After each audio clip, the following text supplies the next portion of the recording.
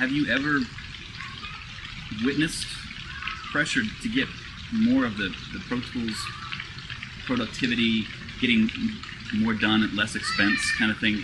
You witness pressure from that in the music creation environment, regardless of Sonics, at the expense of Sonics?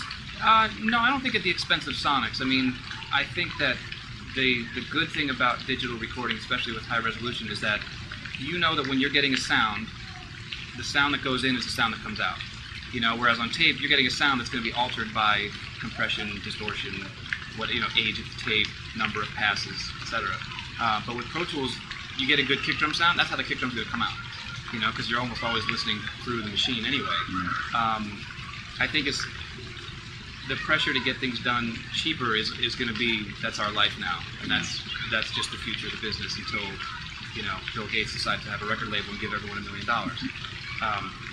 So there's always the pressure to do things cheaper, and I feel like I want to be able to do things cheaper. So I have my Tonelux mixer and my Pro Tools rig and all my gear that I've collected over the course of doing expensive records where I can afford to buy stuff.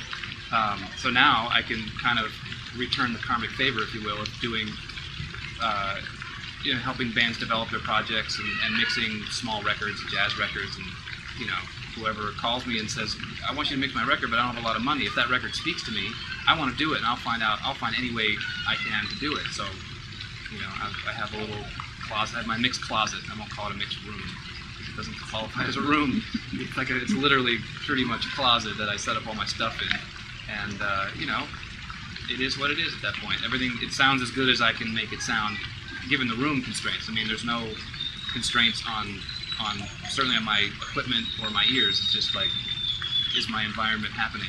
And it's good, and I've done a few records in there that I'm really happy with. So I think that's the situation for the overwhelming majority of guys recording music these days. Absolutely, and we need to be able to make records cheaper, and like I said, when I have big records, I spend my money and I buy stuff so that I can do cheaper records.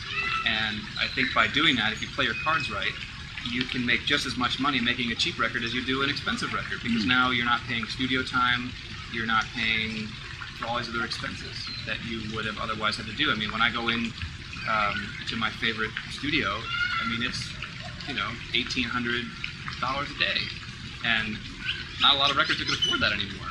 So I'm trying to find alternatives, and they're kind to me. Like if I need a good rate, they'll give it to me, and sometimes it just doesn't work out, and then I go to my mix closet. So.